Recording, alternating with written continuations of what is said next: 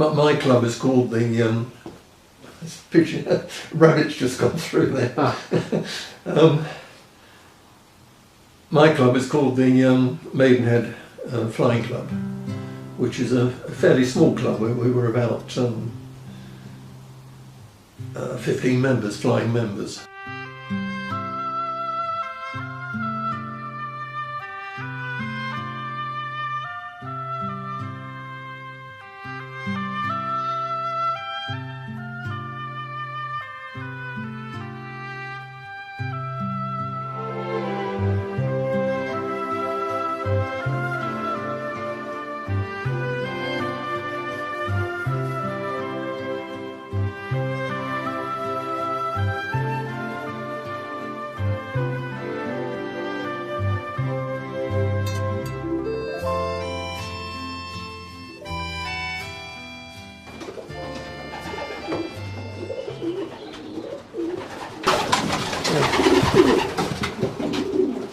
When I was at the boys' school in Windsor, a friend of mine, he kept a few pigeons, about 10 of them. We'd sit there and watch the birds, and that sort of started me.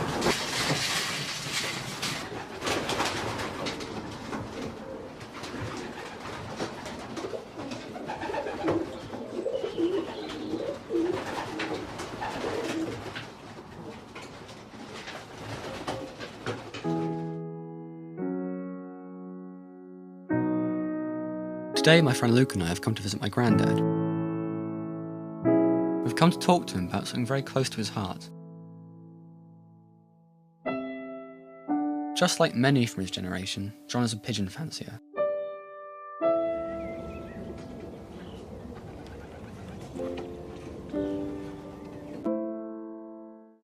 A certain amount of it is quite physical. You know, I'm sort of turned 80. I'm reducing the number of birds that I keep.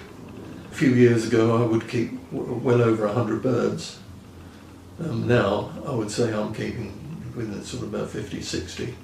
And that's including the young birds, and inevitably you lose a few of those.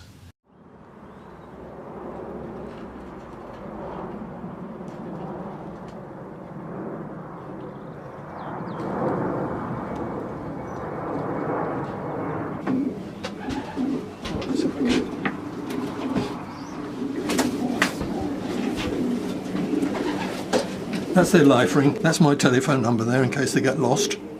Now this one has got a chip so that when it's sent to a race it can be basketed. Yeah.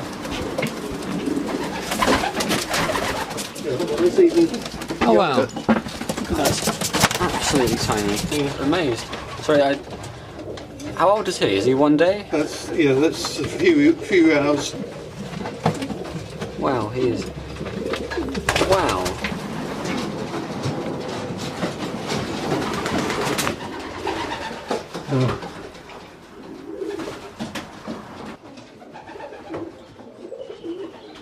You always put the ring in upside down, so it's easier for you to read 24280. And then we get the hind leg, the foot. That stops the ring coming back.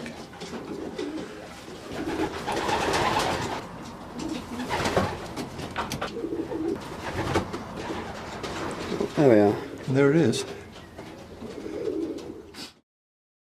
Youngsters, or squabs as we call them, are hatched from the egg and they are covered in yellow fluff. And this will stay with them until they are about 7 days old. And at that time they will start to form quills, which is the feathers that have not come out, they are just in a quill. And the first ones that do will be their main flight feathers. They have perch boxes, places where they roost at night. They will go from the floor to the perch box, and that's their first initial flight.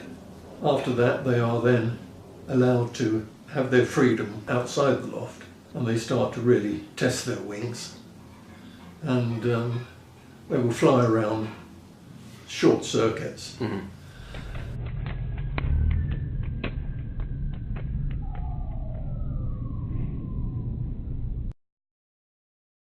you usually start to train them when they have flocked and they start to go away from the loft. Training is a question of educating them, really, taking them 3 or 4 times to the same point.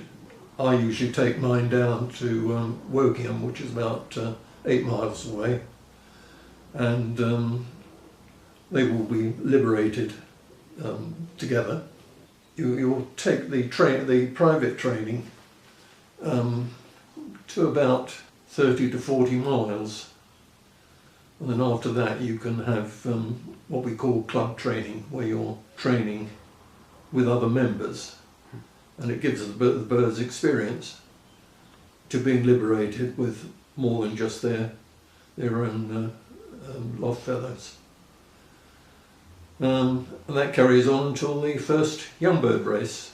Just as we were driving back, my dad and I, from the club after our visit for the film, Dad told me about his own memories of the club when he was younger, when he'd been to help or to just to see it, and the way that all their mechanical clocks had to be synchronised by hand, and how that it was quite bustling, and how it was different from what we saw. It was just a very bustling and involved, and it still is quite involved, and it still was very sociable, but it was just, I wouldn't have described it as noisy at all. I wouldn't have described it as bustling.